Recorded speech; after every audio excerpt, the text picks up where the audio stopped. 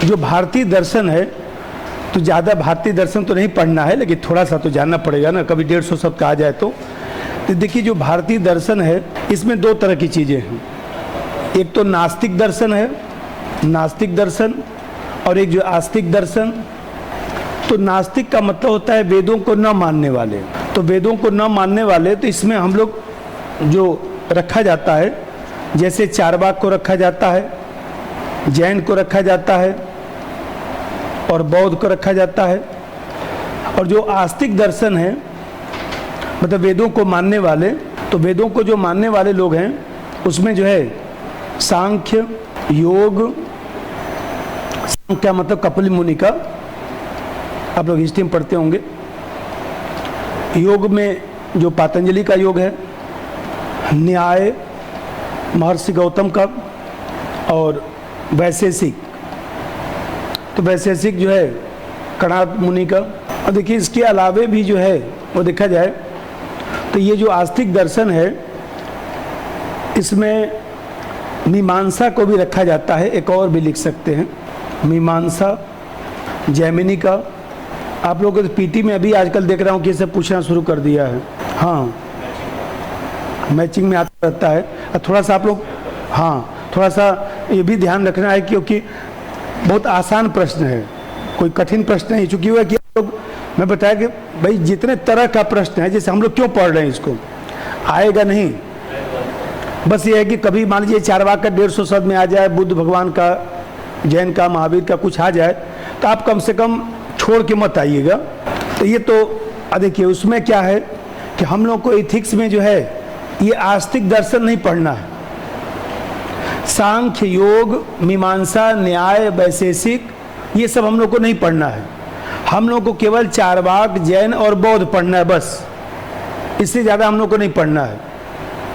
वो भी आएगा नहीं, बस ये है कि सावधानी के लिए, क्योंकि एक कैटेगरी है ना उसका पूछने का।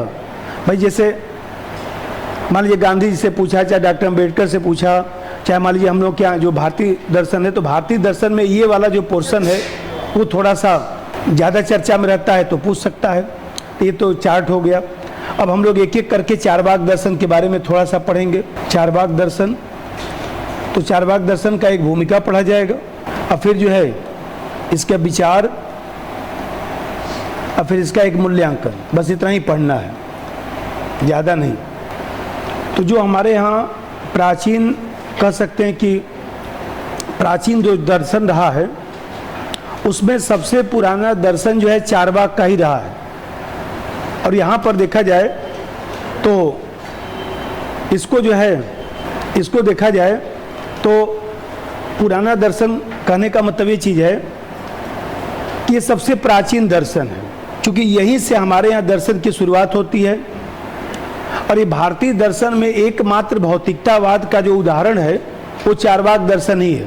अब कुछ विचारक ये मानते हैं कि जो चारवाक दर्शन है इसके जो प्रणेता हैं महर्षि बृहस्पति को माना जाता है, महर्षि जो है बृहस्पति को माना जाता है। कुछ विचारकों ने ऐसा भी लिखा है। जो चारवाक दर्शन है उसी को हम लोग जो है लोकायत दर्शन भी कहते हैं।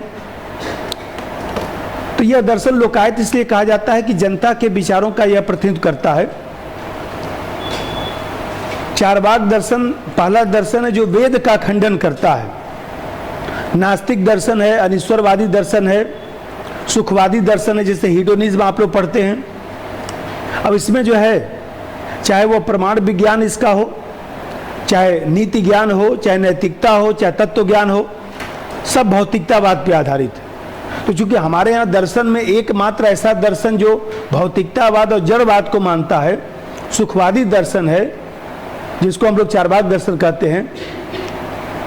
इसलिए कभी मान लीजिए कुछ पूछे तो आपको थोड़ा सा ज्ञान होना चाहिए। उससे दर्शन, भारतीय दर्शन पढ़ाने का कोई उद्देश्य नहीं है। हमारा इंटरेस्ट है वो अलग बात है, लेकिन आप लोग को नहीं पढ़ना है। 4 लाइन भूमिका लिख दीजिए। आप लोग के नोट्स में नहीं होगा, नोट्स में नहीं है, अलग से मैं टाइप करा रहा हूँ। 1-2 दिन में आप लोग को दे भी दूंगा, मतलब क्लास खत्म होने के बाद अलग से मैं 6-7 पे दे दूंगा। क्योंकि पिछली बार मैं पढ़ाता नहीं था, लेकिन हमको लगा कि वो जो डाइवर्जन में क्वेश्चन पूछ रहा है, तो डाइवर्जन में क्वेश्चन पूछ रहा है तो बौद्ध जैन तो पढ़ना ही है, थोड़ा सा चारवाक भी पढ़ लिया जाए। पहले भूमिका लिख दीजिए। चारवाक दर्शन भारत का सबसे प्राचीन दर्शन है। चारवाक दर्शन भारत का सबसे प्राचीन दर्शन है और भारतीय दर्शन में जड़वाद आब्लिक भौतिकवाद का एकमात्र उदाहरण इसे माना जाता है। कुछ विचारक इसके प्रणेता महर्षि बृहस्पति को मानते हैं। कुछ विचारक इसके प्रणेता महर्षि बृहस्पति को मानते हैं। इसे लोकायत दर्शन भी कहा जाता है क्योंकि आम जनता के विचारों को बताता है। इसे नास्तिक सुखवादी दर्शन माना जाता है। ठीक है, बस चालन का भूमिका ये हो गया। अब उसमें जो है इसका जो विचार है वो हम लोग को जानना है। अब देखिए, कोई भी दर्शन होता है तो हर दर्शन में तीन ही विचार होते हैं, मतलब मूल विचार जो है तीन माने जाते हैं। जैसे मैं कहूँ कि इसका मूल विचार, तो देखिए कोई भी दर्शन है तो उसमें जो है एक तो प्रमाण विज्ञान होता है। आप लोग मत लिखिए, एक जानने के लिए बता रहा हूँ। प्रमाण विज्ञान होता है, एक होता है तत्व ज्ञान होता है और एक होता है आत्म संबंधी विचार। आज हम भी अपने गुरुजी लोगों को जो है, जो लोग हमारे गुरुजी लोग हैं उन लोगों को सुबह सुबह फ़ोन में भी मिला लिया। अच्छा लगता है कि भाई जो लोग हमको पढ़ाए, हमारे गुरुजी हैं बनारस में रहते हैं, तो अब काफ़ी बुजुर्ग हो गया, उनका एज मेरे समझ से 85 के आसपास। तो BHU में जो है वो हेड ऑफ डिपार्टमेंट फिजिक्स के रहे। तो उनकी एक आदत थी कि सोचिए BHU में हेड ऑफ डिपार्टमेंट होना, अब किसको पढ़ाना? 12th वालों को। 12th वालों को पढ़ाना उनका शौक़ है। BSc MSc को यूनिवर्सिटी में पढ़ाते हैं और बाहर पढ़ाते हैं 12th वालों को। और उनका रिकॉर्ड ये है कि हमारे भाई साहब जो है उन्हीं से पढ़े, तो भी IIT से ही रहे। और हमारी बड़ी सिस्टर का बच्चा वो भी उन्हीं से पढ़ा। तो घर में हमारे 3-4 लोग जो मान लीजिए इंजीनियरिंग किए हैं IIT से, वो उन्हीं के देन माना जाता है। और हम थोड़ा दूसरे मिजाज के व्यक्ति थे, तो मैं सुबह सुबह उनको फ़ोन किया। खैर आजकल बोल नहीं पा रहे हैं। हम गुरु से बोले कि गुरुजी अब दीपावली में छुट्टी होगी तो अवश्य मिलने आऊँगा।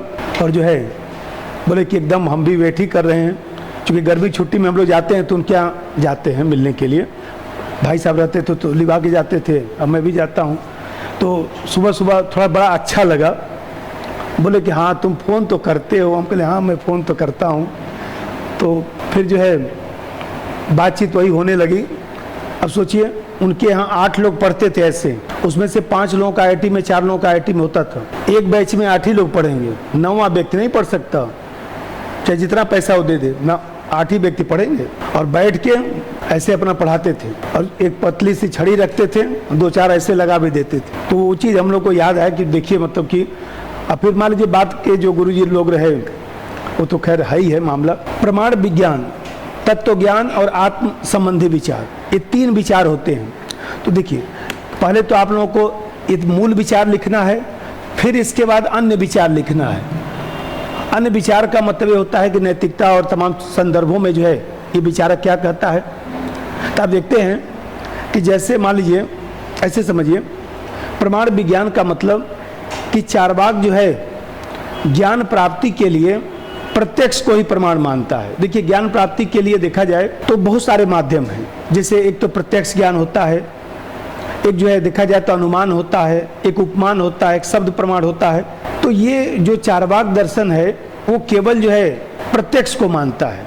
प्रत्यक्ष को मानने का मतलब कि जो दिखाई देता है, जो अनुभव होता है, वही ज्ञान का आधार हो सकता है। तो देखिए उसमें क्या करिए, 1 पॉइंट प्रमाण विज्ञान का, ज़्यादा तो नहीं, 1 पॉइंट तत्व विज्ञान का, 1 पॉइंट आत्म संबंधी विचार का और कुछ अन्य विचार, इतना आपको लिखना है। नंबर 1, चारवाक ज्ञान प्राप्ति के लिए प्रत्यक्ष को ही प्रमाण मानता है, अर्थात जो दिखाई देता है, जो वास्तविक अनुभव में आता है, उसे ही ज्ञान का स्रोत माना जाना चाहिए। अब देखिए तत्व ज्ञान का मतलब यह है कि ईश्वर के बारे में, आत्मा के बारे में, स्वर्ग के बारे में, नरक के बारे में जो बात किया जाता है उसको हम लोग तत्व ज्ञान कहते हैं। तो आप जानते हैं कि जब प्रत्यक्ष को ही प्रमाण मान रहा है तो स्वाभाविक सी बात है जो जो दिखाई देगा उसे ही मानेगा। दिखाई न आत्मा दिखाई देती है, न ईश्वर दिखाई देता है, न स्वर्ग न नरक, कि भगवान आपको अच्छा फल देगा, ऐसा तो कुछ दिखाई देता नहीं। तो ऐसे सामने जो है इन सब चीज़ों पर विश्वास नहीं करता है, विश्व के अस्तित्व को स्वीकार करता है, विश्व निर्माण के लिए जो है वह 5 तत्वों को उत्तरदायी मानता है। और ये मानता है कि 5 तत्व जो हैं, जो क्षितिजल पावक गगन समीरा, तो ये जो 5 तत्व हैं, इन्हीं 5 तत्वों से ही पूरा संसार बना है, इन्हीं 5 तत्वों से मनुष्य बना है और इन्हीं 5 तत्वों में मनुष्य का विलय भी हो जाना है। इसके अलावा कहता है कि न तो कोई ईश्वर है, न तो कोई आत्मा है, न तो कोई स्वर्ग है, न तो कोई कर्म सिद्धांत है। कर्म सिद्धांत का मतलब अच्छा कर्म करेंगे तो अच्छा मिलेगा, बोलता है इसी जीवन में मस्त रहिए, आगे कौन देखा है। इसी कारण ईश्वर, आत्मा, स्वर्ग तथा कर्म सिद्धांत को स्वीकार नहीं करता, लेकिन विश्व के अस्तित्व को मानता है, विश्व के अस्तित्व को मानता है और इसके लिए 5 तत्वों को स्वीकार करता है। और देखिए, आत्म संबंधी विचार जो है इसी तत्व ज्ञान से निकला है। आत्म संबंधी विचार तत्व ज्ञान से निकला, इसका मतलब ये हुआ, अभी मैं कहा कि चारवाक जो है किसी प्रकार से जो है किसी सत्ता को मानता ही नहीं, क्योंकि आत्मा को प्रत्यक्ष रूप से देखा ही नहीं जा सकता और आत्मा को ईश्वर ने बनाया है, तो जब आत्मा को नहीं देख सकते तो ईश्वर को क्या देखेंगे। तो चारवाक दर्शन ये मानता है कि हम लोगों को जो है आत्मा, ईश्वर जैसे तत्वों पर जब हम विश्वास नहीं करते हैं तो ऐसे समय जो है, जो हमारी, वो कहता है कि एक आंतरिक चेतना होता है, एक बाह्य चेतना होता है। बाह्य चेतना से ही हमको जो है विश्व का ज्ञान हो सकता है और आंतरिक चेतना से हम ज़्यादा से ज़्यादा जो है अनुभव कर सकते हैं। और चेतना का अस्तित्व शरीर में है, चेतना कोई बाहर से नहीं आया है, पूरा शरीर ही आत्मा है और आत्मा ही शरीर है। तो ये नहीं मानता है कि हमारा शरीर भौतिक और अभौतिक तत्व से मिलकर बना है, ये मानता है कि हमारा पूरा शरीर भौतिक तत्व से ही मिलकर बना है। और आत्मा और शरीर के संबंध में जो है चारवाक ये कहते हैं, चूंकि आप लोग पढ़ते होंगे हिस्ट्री में, कुछ धूर्त चारवाक है और कुछ जो है सुशिक्षित चारवाक है। तो धूर्त चारवाक का मतलब यह है कि वो लोग चेतना को मानते ही नहीं है। बोले 5 तत्व जहाँ मिलता है उसी से चेतना बन जाती है। जैसे मान लीजिए पान है, कत्था है, चूना है, सुपारी है, सब मिला दिए तो लाल रंग बन जाता है। न तो जो है चूना लाल है और न ही कत्था लाल है, न तो पान लाल है। तो जिस तरह से, ये पान का एग्जाम्पल उन्होंने लिखा भी है कि जिस तरह से पान जो है वो सब तत्व मिल जाते हैं और पान में एक अलग जो है वो देखा जाए तो उसका स्वाद आ जाता है या उसका कलर लाल हो जाता है, उसी तरह से 5 तत्व जहाँ पर उचित मात्रा में मिल जाते हैं उसी से जो है वो देखा जाए तो आत्मा की उत्पत्ति हो जाती है। आत्म संबंधी विचार तत्व ज्ञान पर आधारित है। इनके अनुसार 5 तत्व आपस में मिलकर चेतना का निर्माण करते हैं। इस तरह संपूर्ण शरीर आत्मा है और आत्मा ही शरीर है। इस सबका देखिए, अब इनके जो अन्य विचार हैं उस पर थोड़ा सा 2-4 पॉइंट उसको भी हम लोग लिख लेंगे। आएगा नहीं, मैं अभी बोल रहा हूँ, मुसीबत में ज्ञान काम करता है, उल्टा इधर क्वेश्चन आ जाता है, छूट जाता है, क्या मतलब है, इतना ही जानेंगे तभी छोड़ के तो नहीं आएंगे, 10 नंबर में कुछ तो देगा, 4 देगा, 3 देगा, जो तो देगा। जब कुछ जानेंगे नहीं तो क्या लिखेंगे, जबरदस्ती का उसमें बात बनाएंगे, कोई मतलब तो है नहीं। देखिए, चारवाक का जो नीति विज्ञान है, तो उन लोगों ने कहा कि ऐसा है कि धर्म, अर्थ, काम, मोक्ष। तो चारवाक ने कहा कि धर्म और अधर्म का ज्ञान तो हम लोग को जो है शास्त्रों से प्राप्त हो जाएगा, पुराणों से प्राप्त हो जाएगा, वेद में भी बहुत सारा चीज़ लिखा है। लेकिन उसने कहा वेद किसने लिखा कोई जानता है? तो उसने कहा कि वेद जो है प्रमाणिक तो है नहीं।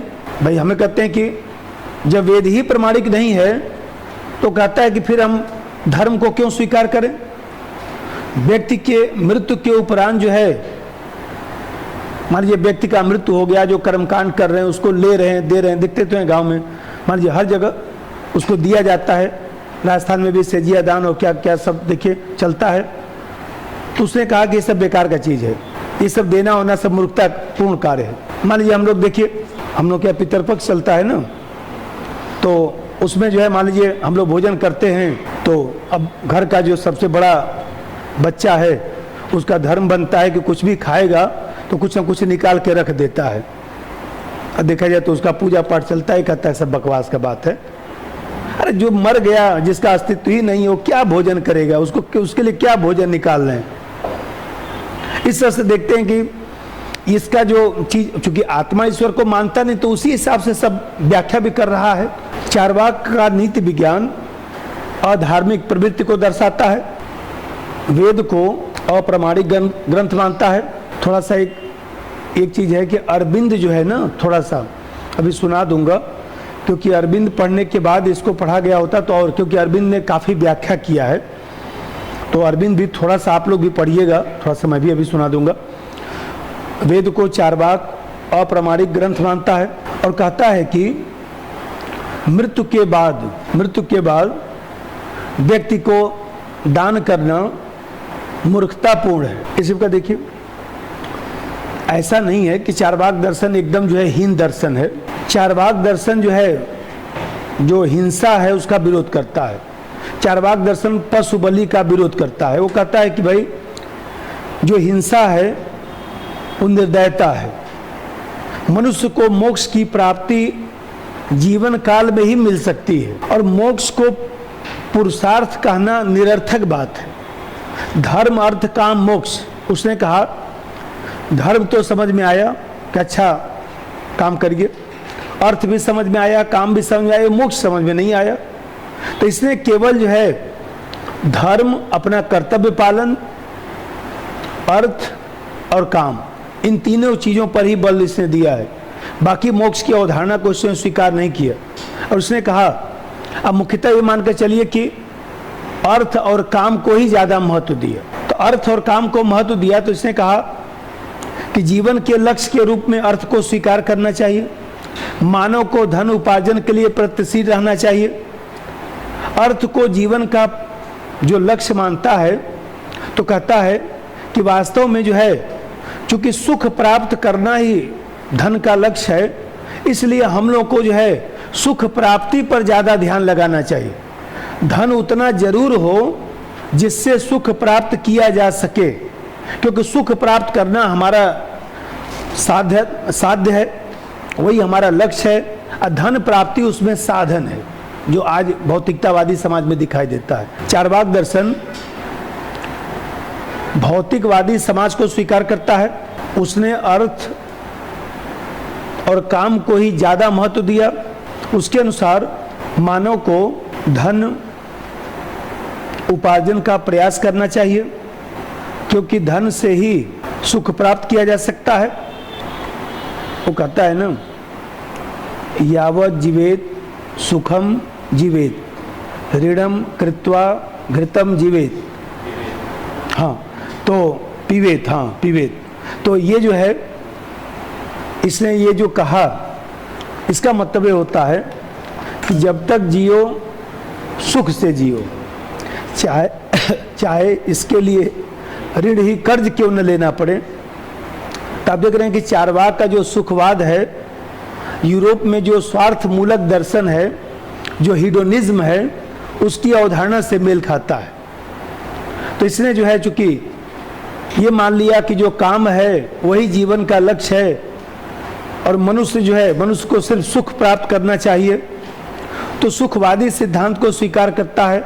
अधिकतम सुख मिलना चाहिए, कम से कम दुख मिलना चाहिए, और दुख के डर से जो है सुख को त्यागना महान मूर्खता है। लिखिए अगला पॉइंट कि चार्वाक यूरोपीय स्वार्थ मूलक सुखवाद की तरह मानता है कि जब तक जीना है सुखी से जीना है, इसके लिए कर्ज ही क्यों न लेना पड़े। हाँ, मतलब कि ऋणम कृत्वा घृतम प्रिवेत का मतलब ऋण लेकर भी घी पीते रहिए। भाई प्राचीन काल में घी को सबसे ज़्यादा महत्व दिया जाता है, इसीलिए वो कहता है कि ऋणम कृत्वा घृतम प्रिवेत। पूरा जो उसका स्टेटमेंट है, अब मैं भूल गया संस्कृत, तो हम मान लीजिए ज़्यादा नहीं पढ़े, 10th तक ही थोड़ा बहुत चलता था, तो उसमें लिख दीजिए कि जब तक जीना है सुख से जीना है, भले इसके लिए ऋण क्यों न लेना पड़े। ऋण लेकर घी पीना, ये है पूरा उसका अर्थ, लेकिन उतना लिखने की जरूरत नहीं है। इसी का देखिए, जो चार्वाक दर्शन है वह देखा जाए तो काम को जीवन का चरम लक्ष्य मानता है। मनुष्य के सारे काम, सुख, इन सब चीज़ों को ही प्राथमिकता देता है। इस तरह से देखते हैं कि सुखवाद के सिद्धांत को स्वीकार करता है और ये कहता है कि जीवन में अधिकतम सुख और जो है कम से कम दुख के बारे में सोचना चाहिए। एक पॉइंट और लिख दीजिएगा, 3-4 हो गया। अच्छा एक और लिख दीजिए कि चारवाक दर्शन सुखवाद के सिद्धांत को मानता है। इसके अनुसार अधिकतम सुख और कम से कम दुख प्राप्त करना जीवन का लक्ष्य होना चाहिए। ठीक है, जब मान लीजिए कभी आएगा एग्जाम में तो 2-3 लाइन का मूल्यांकन मैं ही लिखवा देता हूँ, पहले से लिख दीजिए। इतना ही पढ़ने की होती है, ज़्यादा नहीं है, तो बहुत सारा लेकिन ज़्यादा नहीं। इस प्रकार चारवाक भौतिकतावादी दर्शन होने के कारण एकांगी है। इसी कारण भारतीय दर्शन में इसको सबसे निम्न स्थान दिया गया। भारतीय दर्शन में इसको सबसे निम्न स्थान दिया गया, लेकिन इसकी आलोचना से ही सांख्य, योग, न्याय आदि दर्शनों की उत्पत्ति हुई। वेद को न मानने के कारण हिंदू धर्मावलंबी भी इससे महत्व नहीं देते। मतलब कि जो भारतीय दर्शन में सबसे जो निकृष्ट स्थान है वही चारवाक दर्शन का है। इससे ज़्यादा जो है निम्न स्तर किसी दर्शन का सोच नहीं कि भाई जैसे मान लीजिए किसी को कष्ट होता है, कष्ट होने दीजिए, आप अपने सुख की बात करिए। इसने लिखा अपने किताब में सब लिखा गया कि भाई दूसरे के दुख से आपको कोई लेना देना नहीं होना चाहिए। दूसरा दुखी होता रहे, आप तो अपने सुख को लीजिए बस। और दुख के डर से सुख का त्याग करना भी महान मूर्खता है। तब देख रहे हैं कि ये भौतिकतावाद का चरम बिंदु है। तो अब लेकिन वही बात है, इसने ये सब नहीं बोलता तो फिर आगे के दर्शन का विकास कैसे होता। लेकिन थोड़ा सा जैन और बौद्ध जानने से पहले, चलिए कोई बात नहीं, वो तो मैं पढ़ा ही दूंगा। थोड़ा सा कोई बात नहीं, थोड़ा सा अरविंद के बारे में बोल लूँ तब इसको बताता हूँ। क्योंकि अरविंद हमारे यहाँ उस दिन मैं बता रहा था कि जो अरविंद ने व्याख्या किया है